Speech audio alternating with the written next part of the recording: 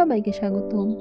আজকের পর্বে তৈরি করে দেখাবো বিক্রমপুরের ঐতিহ্যবাহী বিবিখানা পিঠা। অনেকেই বিবিখানা পিঠা তৈরি করতে গিয়ে ঝামেলায় পড়ে যান। আজকে আমি গ্যাসের চুলায় তৈরি করে দেখাবো খুব সহজভাবে। এজন্য ভিডিওটা শুরু থেকে শেষ পর্যন্ত দেখে নেবেন, এতে করে আপনি খুব বেশি উপকৃত হবেন।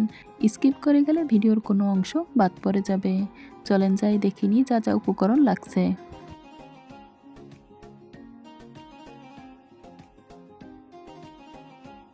গুড় এভাবে গ্রেটারের সাহায্যে গ্রেট করে নিয়েছি। আপনি চাইলে যে কোনো পদ্ধতিতে গুঁড়া করে নিতে পারেন। এভাবে গ্রেট করে নিলে কিন্তু লিকুইড দুধের সাথে মিশিয়ে নিতে সহজ হবে।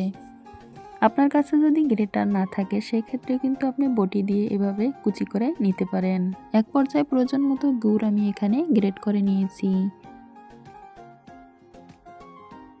একটা বড় সরানো পাত্র নিয়ে নিলাম। 1 কেজি লিকুইড গরুর দুধ জাল করে ঘন করে নিয়ে কুসুম গরম দুধ একটা পাত্রে নিয়ে নিলাম। আঙুল দিয়ে সহ্য করে রাখা যায় এরকম কুসুম গরম দুধ নিয়ে নিতে হবে। এতে করে লিকুইড দুধের সাথে খেজুর গুড় অ্যাড করে নিলে ছানা কেটে যাবে না।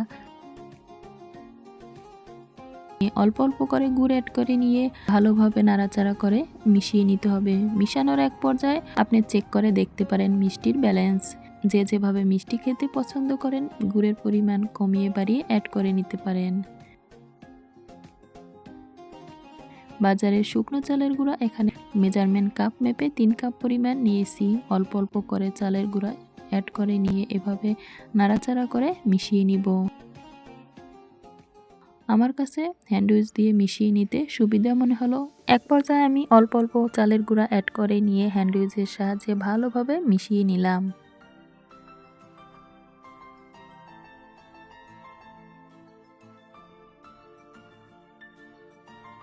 আমার অনেক শুভাকাঙ্ক্ষী আপু ভাইয়া আন্টি আঙ্কেলরা আছেন যারা ভিডিও দেখেন, ভিডিও দেখে লাইক দিতে ভুলে যান। একটা লাইক দিয়ে অন্য আর একজনকে দেখার সুযোগ করে দিতে পারেন। একটা লাইক একটা শেয়ারের কাজ করে।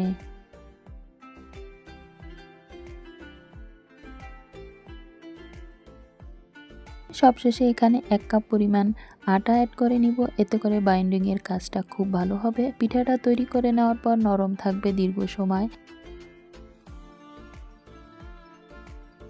আর চালের গুঁড়ার পিঠাটা কিন্তু একটু শক্ত হয়, আটা অ্যাড করে নিলে হালকা একটু নরম হবে। খেতেও কিন্তু খুব বেশি ভালো লাগবে।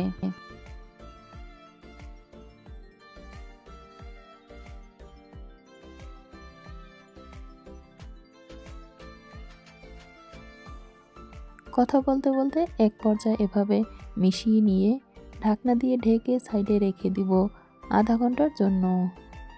যদি হাতে সময় থাকে আপনি আরও বেশি সময় রেখে দিতে পারেন।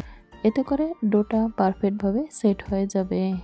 ঠিক আধা ঘন্টা পর ফিরে এসে কিউব করে এখানে নারকেল কেটে নিয়েছি, অ্যাড করে দিলাম।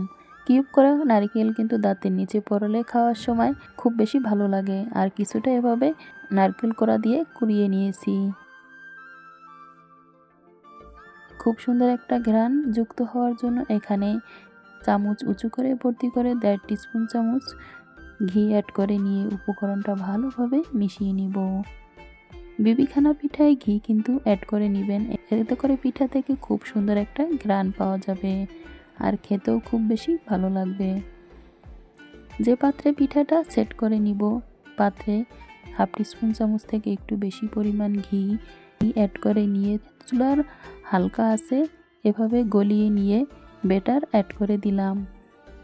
এরপরে ঢাকনা দিয়ে ঢেকে বড় একটা পাত্রে উপরে একটা স্ট্যান্ড বসিয়ে পিঠার পাত্রটা রেখে দিয়ে ঢাকনা দিয়ে ঢেকে ঠিক 1 ঘন্টা 30 মিনিটের মতো মিডিয়াম টু লো আঁচে কুক করে নিব।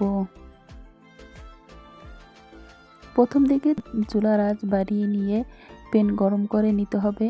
যখনই প্যান গরম হয়ে আসবে এ পর্যায়ে চুলার আঁচ মাঝারি টু লো আঁচে রেখে 1 ঘন্টা 30 মিনিটের মতো কুক করে নিলেই পিঠাটা তৈরি হয়ে যাবে। চুলা থেকে নামিয়ে পাত্র থেকে এভাবে আলাদা করে নিতে হবে। ঠান্ডা হয়ে আসলে পাত্র থেকে খুব সহজেই কিন্তু আলাদা হয়ে যাবে। এরপরে ছুরির সাহায্যে এভাবে কাট করে নিয়ে পরিবেশন করে নিতে পারবেন। যে যেখান থেকে আজকের ভিডিও দেখছেন, আপনি যদি আমার চ্যানেলে আজ নতুন হয়ে থাকেন চ্যানেলটা সাবস্ক্রাইব করে অল অপশন অন করে রাখতে পারেন। এতে করে আপনার কাছে নিত্য নতুন রেসিপি ভিডিও সবার আগে চলে যেতে সাহায্য করবে। আজকের ভিডিওটা এই পর্যন্তই, কথা হবে আবারও কোনো রেসিপি ভিডিওতে। সে পর্যন্ত সবাই ভালো থাকবেন, নিরাপদে থাকবেন। আল্লাহ হাফেজ।